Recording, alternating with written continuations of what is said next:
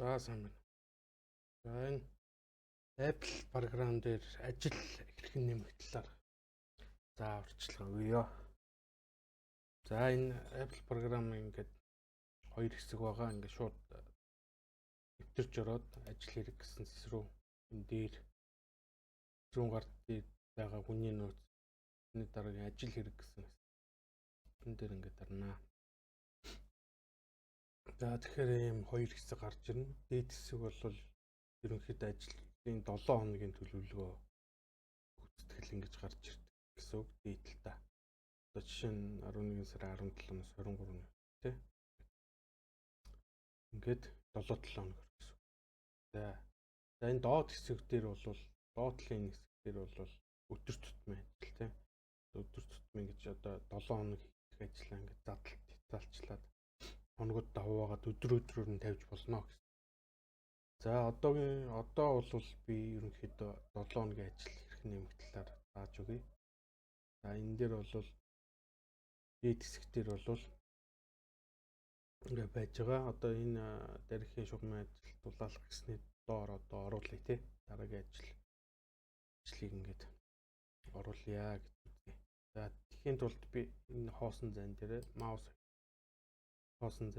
маус за ингээд ажил нэмэх гэсэн сонголтоо сонгоод ажиллаа нэмнэ гэсэн. За энэ дээдлийн хугацаа нь бол эхлэх хугацаа, доотлын хугацаа нь дуусах хугацаа. Тэгэхээр одоо бид нар бүтэн сайнд амардаг учраас тий одоо бүтэн сайнд амарна гэж тооцоолоод 22-нд 22-ны хүртэл хийх юм байна ажил 6 хоногийн хугацаатай хийх гэсэн үг тий 7 дахь хоног нь амралтын өдөр гэсэн. За ингээд даалгавар авчнаа. За би жишээ нь энэ дээр зүгээр жишээ болгоод энийг эхлэхийн өмнө нэг юм тайлбарлахгүй.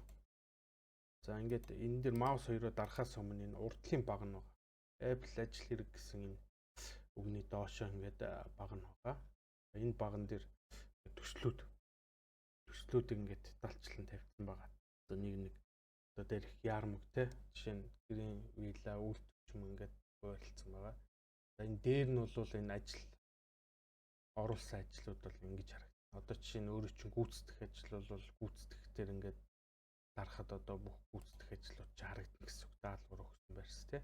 Одоо тэгээ өөрөө өгсөн даалгавартай ажил одоо өөрөө хянах ажлууд байх юм бол өөрөө доод түвшний хүмүүстэй ингээд ажил даалгах юм оруулсан болвол хянах ажлууд дээр харагдана гэсэн үг. За энэ харах ажил дээр зүгээр ийм ажил явагдаж байгаа шүү гэсэн мэдээлэл өгөхөөр тавьсан. Одоо өөрт чинь хамааралтай энэ ажлыг харахад одоо өөр чинь хэрэгтэй гэсэн ажлууд бол харах ажлууд гэсэн дээр дарахад гарч ирнэ гэсэн. За ийм юмнууд байгаа. За тэгэхээр энэ доотлынхан одоо аль объект дээр ажил хийж байгаа вэ гэдгийг сонгоно одоо. За жишээ нь би зүгээр жишээ болгоод гэрийн вилла дээр жишээ ажил оруулъя тий. Тэхийн тулд ингээд гэрийн вилла гэдээ дарчихна гэсэн. За тэгэхээр энэ төсөлтэй холбоотой ажлууд харах, хянах, гүйцэтгэх бүх ажлууд нь гарч ирнэ гэсэн. За ингээд би гэрийн вилла дээр нэг ажил оруулъя тий. За энэ тулд 11-ээс 23-ны хоорондох 7 хоногт би ажил төлөвлөё. За би барилгын инженер байлаа гэж бодъё тий. За ингээд маус хоёроо дараад ажил нэмэх. За ингээд барилгын инженер байлаа гэж бодоод би одоо энэ 7 хоногт тий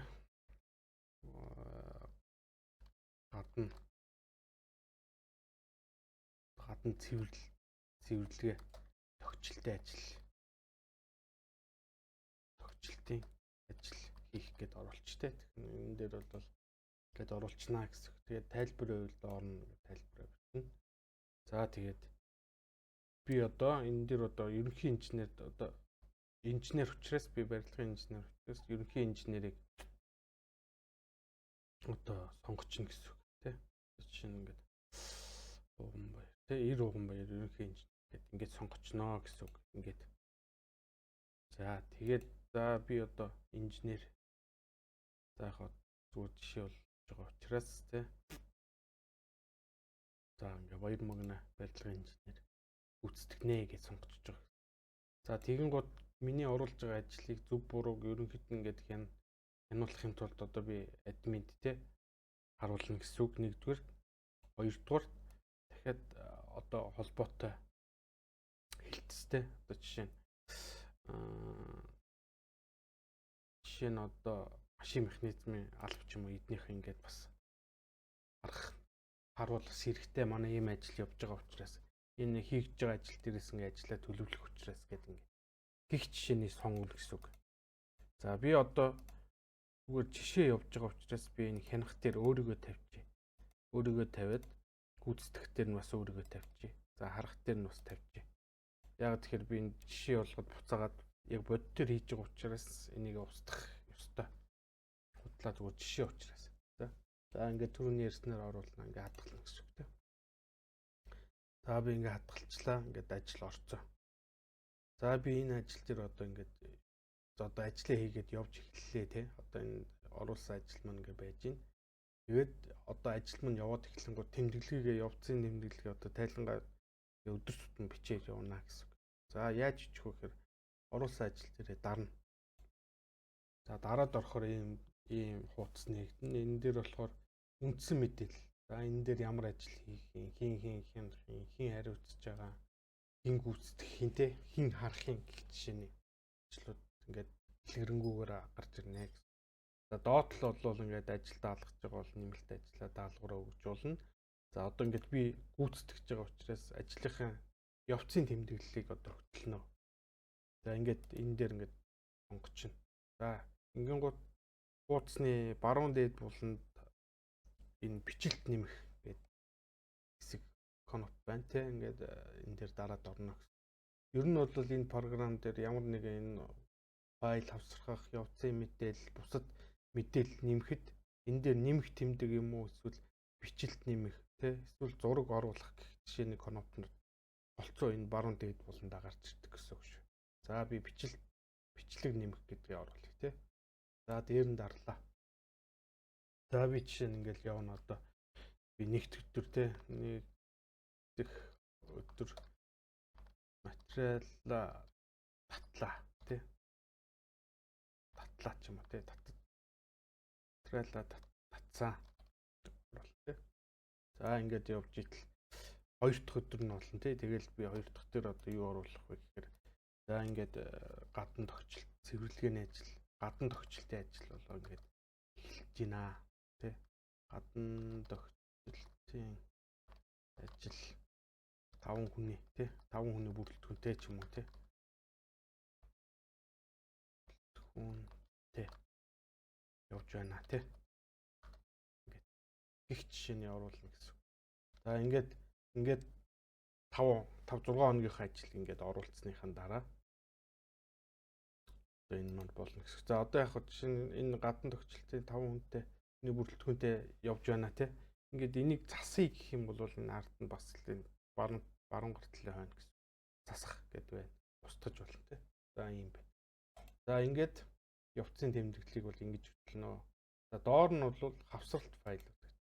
Шаардлагатай нотлох баримтын те зураг байвал одоо энэ дээр оруулна гэсэн. За энэ дээр яаж оруулах вэ гэхээр хавсралтын гутал хуудасны баруун дээд буланд одоо жишээ нь нэмэх файл нэмэх гэж сонголт байна. За энийг сонгоч те. За энийг сонгонгууд ийм сонголт гараад ирнэ. Энэ дээр бол зураг PDF те ямар файл вэ тэрийг авсгаж болно гэсэн. За жишээ нь би зүгээр нэг зураг сонгоод те ингээд хатгалчихна. За ингээд хатгалах гэдэг хатгал. За ингээд хийсэн ажлын зураг нь ингээд байж гин явцын тэмдэглэл ингээд хийгдсэн гэсэн. За энийг хаачна. За одоо ингээд болсон гэж үзээд хааж байгаа шүү те. За ингээд хаа. За тэгэхээр энэ дээр одоо ажлаа хийгээ болцсон болохоор би одоо гүйцэтгээ дууссан болохоор гүйцэтгсэн гэдэг сонголтоо оруулах хэрэгтэй. За ингээд би оруулсан ажил дээр очиод маус хоёроо дарах хэрэгтэй. За ингээд маус хоёроо дарсны дараа ингээд доор нь үргэлжлээд гүйцэтгсэн, хянсан гэдэг юунууд гарч ирэх хэрэгтэй. Одоо энэ гарч ирэхгүй байгаа учраас энэ браузероо одоо бүтнээр нь рефреш хийнэ гэсэн. За рефреш хийхдээ